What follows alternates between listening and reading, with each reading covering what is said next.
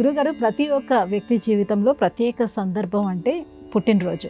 సంప్రదాయ ప్రకారం ఆ పుట్టినరోజును ఎలా జరుపుకోవాలి? పుట్టినరోజు ఒక వేడుక.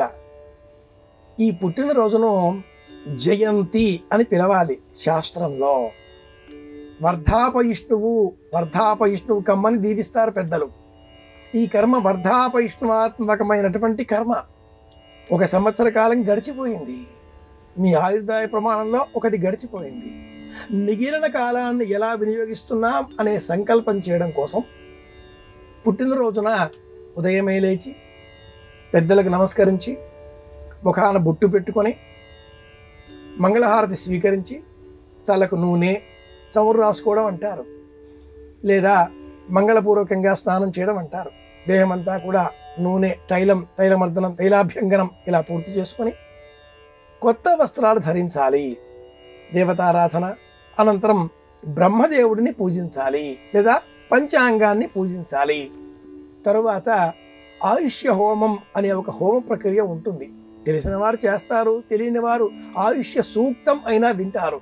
ఆయుష్యం వర్చస్యగం సువీర్జగం రాయస్పోషమౌద్భిద్యం ఇదగం హిరణ్యం జైత్ర్యాయ విశతామ్మాం ఉచ్చైర్వాజిపృతనాజి సత్ర సాహంధనంజయం. ఈ విధంగా ఈనాటి కాలంలో అనేక యాంత్రిక సాధనాల ద్వారా కూడా ఆయుష్య సూక్తం అంటే వినిపిస్తుంది. వినే ప్రయత్నం అన్నా చేద్దాం.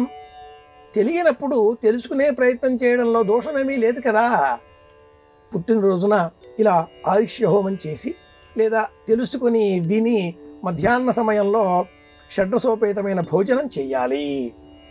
ముందుగా స్వీట్, తీపి, భోజనం మధ్యలో మళ్ళీ స్వీట్, తీపి, భోజనం చివరలో కూడా మళ్ళీ స్వీట్, తీపి. ఇది శాస్త్ర ప్రమాణం. ఈనాటి కాలంలో ఆధునికులు చివరలోనే ఆహారంలో స్వీట్ తీసుకుంటూ ఉంటారు. కస్టర్డ్ అయినా లేదా ఏదైనా ఐస్ క్రీమ్ అన్న పేరుతో ముగిస్తూ ఉంటారు. కానీ ఆరంభం, మధ్య, అంత్యం ఇలా చేయాలి. తిరిగి సాయంత్రం వేళ సమీపంలో ఉండే ఆలయానికి వెళ్ళి దేవతా దర్శనం చేసుకుని పెద్దలకు నమస్కరించి కృష్ణాయ నమః, శ్రీకృష్ణ పరబ్రహ్మణే నమః అంటూ కృష్ణ స్మరణతో రోజు పూర్తి చేయాలి. చేతనైనంత 10 మందికి సహాయం చేయడం, 10 మంది ఆశీర్వచనాన్ని పొందడం, 10 మందితో కలిసిమెలిసి ఉండడం. ఇలా చేసినట్లయితే ఈ సంవత్సర కాలంలో చేసిన దోషాలన్నీ పోతాయి. కొత్త సంవత్సరం నూతన ఉత్సాహంతో ప్రారంభం చేసేటటువంటి శక్తిని అగ్నిహోత్రుడు మనకిస్తాడు.